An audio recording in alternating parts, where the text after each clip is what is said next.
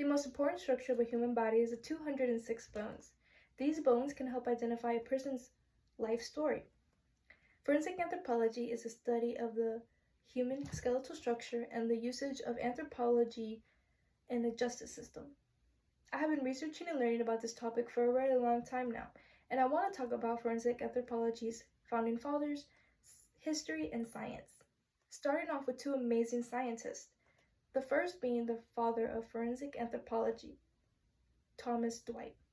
He was a professor at Harvard Law School and is credited as such because of his lecturings in forensic anthropology using it in a lawful manner.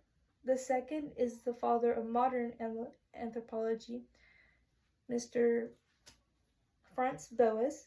He studied in the University of Kiel in Germany and was heavily influenced by Rodolphe Virchow.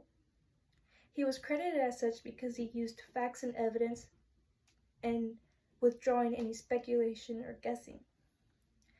Like these scientists, the history of forensic anthropology is extremely important. It is categorized in three periods. The first being the formative period from 1800 to 1930s. During this period, it was the lecturing period or teaching period, and it started off with Thomas Dwight. After that, it is the consolidation period from 1939 to 1971. This period is the identification of human remains during the World War II War and the Korean War. The last period is the modern period. It is from 1972 to the modern day time. This period of time is the usage of banks to help other anthropologists to help use the evidence that other anthropologists were able to identify. The very first murder case using forensic anthropologists was by Oliver Wendell Holmes and Jeffrey Wyman.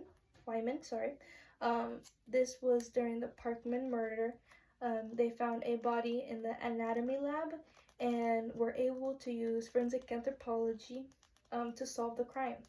It was in fact a colleague of Mr. Parkman who decided that he didn't want to pay back Mr. Parkman, and instead of paying him back, he decided to murder him.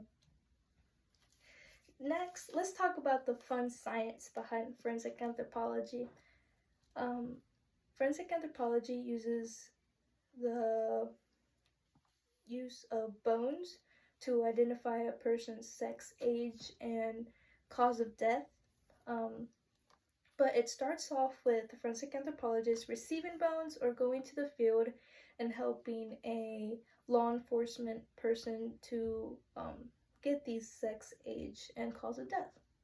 After that, the body is cleaned with hydrogen peroxide and is then identified as a person using dental records or special markers in that person.